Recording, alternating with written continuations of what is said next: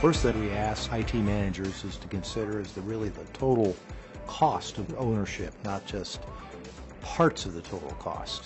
Not only do you have your capital expenditure for the equipment itself and the cost of running it, so energy cost, you have the cost to maintain it, you have the cost of inventory of carrying spare parts to replace components that fail, and there's even a decommissioning cost at the end of life of that equipment. There seems to be a conventional wisdom right now that you can just add module after module after module as your loads increase, and that's the best cost way to do it.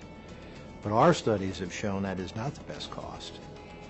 Really, we think the right formula is this, that you calculate what you believe your total design load will be for your data center, and then try to end up with what we call a 3+1 configuration.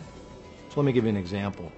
Let's say you calculate that your total design load is going to require 600 kVAs. The best way to end up is 3 200 kVA modules plus 1, 3+1. The extra module is there in case one of the other modules fails, or you have to take a module out of service for maintenance. So a 3+1 configuration is the least costly approach.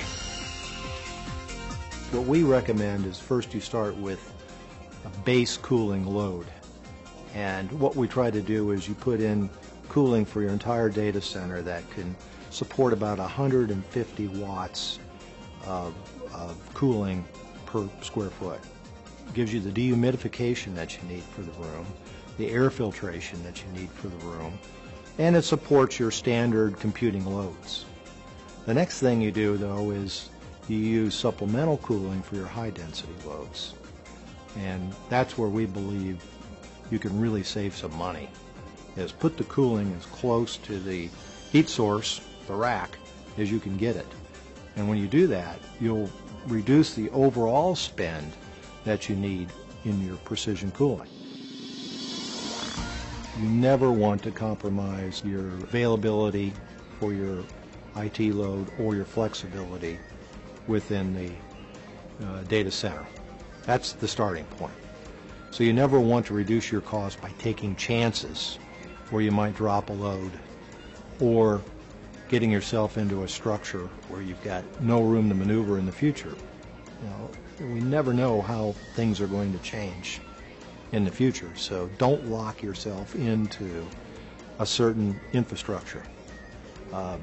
Keep flexible. I think that's very important. There's so many different factors driving needs in the data center that I think the IT manager needs every tool that he can use to keep that total cost of ownership in line, and again, but don't sacrifice availability or flexibility. So what our company intends to do is to provide the products and services that gives the IT manager what they need to be successful.